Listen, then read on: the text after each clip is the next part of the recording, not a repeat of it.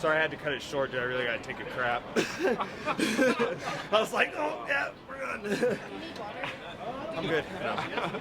Well, Mike, you went out of your way to kind of call out the UFC a little bit this week in their promotion of you. Any regrets on that, or what you feeling on that now? It didn't really bug me, but it's just like, you know, I'm watching the Embedded. It's a little stagnant, watching guys make smoothies and stuff. I was out here at the Cliff Keen Invitationals watching some high-level wrestling you guys could have been at. I was, you know, racing go-karts, sitting in my little portable sauna, drinking PBRs on my birthday yesterday. So, you know, it was missed out on some good stuff. Now, if they came around, you're just going to see me sweating, sitting, doing jack shit. So, you know, it's their loss. It's the fans' loss.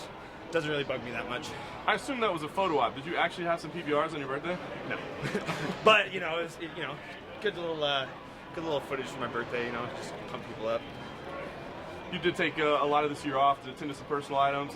How's that working, and are you now back committed full-time to Oh, yeah, back committed full-time. This is it. I'm going on my run, man. It starts now. Gym's ranked 14th. I'm going everywhere from up. By the time I get done with 2016, I swear to God, I'm going to be in the top 5. I don't care what it takes. It starts with gym. I got all the respect for all the guys in this division, but, I mean, you're not going to stop me, man. It's my time. I've only came up short by inches, you know what I mean? And I should be 5 for my last 5, fighting, you know, in the top 5. Had that hiccup. I'm past it. Got a tough test. Got a great fight, and putting my best foot forward right now.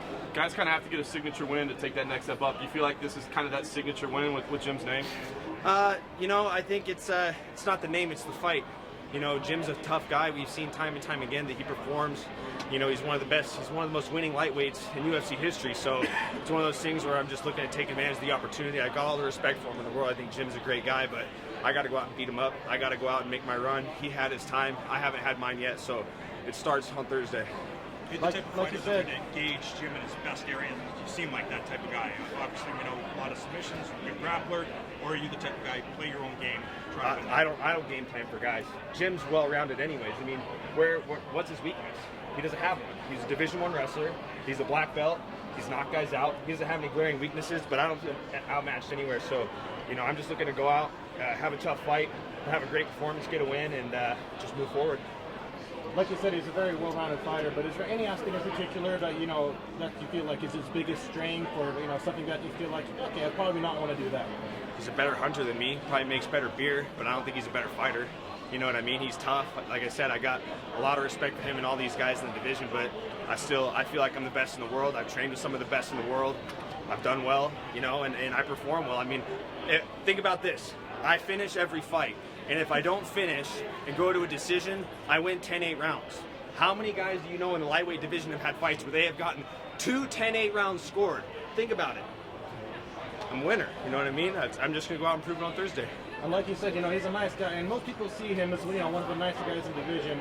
You've previously fought guys who talk trash, and if you have a choice, would you prefer to fight, you know, someone who gets you riled up, or, you know, would you prefer, you know... it doesn't matter anymore. I learned that lesson with Masvidal. You know what I mean? He got in my head. He got me all pumped up. You know, I was 24, 25 years old. It got to me. Veteran move. I don't give a shit now. You like me, you hate me, you have nice things to say, you don't. I don't really give a crap. You know what I mean? It's not going to change how I perform. So whether you're nice or you're a dick, it makes no difference to me. I'm going to go out and do the same thing. We talk about this being your moment to go on a run. You know, is there anything right now? Is there something that's changed? Is there something you've done in training that makes you feel like this is, you know, going to be the best you've ever been? No, I'm with the best team in the world. I mean, we've had one hiccup this season as a team. We come from a small city. We got 4 guys in the UFC. We're the only gym that's got 2 Ultimate Fighter champs. Off the top of your head, what gym do you know has 2 Ultimate Fighter champs? Not 1, but 2. Just name one. Anybody got one?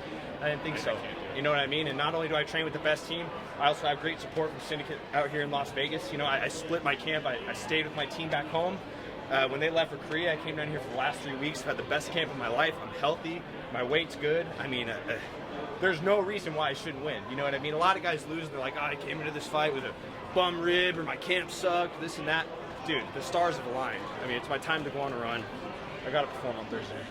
Michael, Jim's got a very slick submission game. Going back to before your time in the UFC, you got a lot of great submissions on your resume as well. How much of a factor do you think that aspect's going to be in the fight? It's a huge factor, but, you know, I've fought great grapplers. You know, Francisco Trinaldo, he's a black belt. He had a couple close submission attempts. I got out. I fought Lozon. He had my back. I got out. Jim, you know, I'd say Jim's grappling is about on par with Joe's, and I never had a problem with that. And Not to mention, I'm the biggest lightweight in the UFC. I mean, there might be guys that are buffer, but you don't got a bigger frame than me.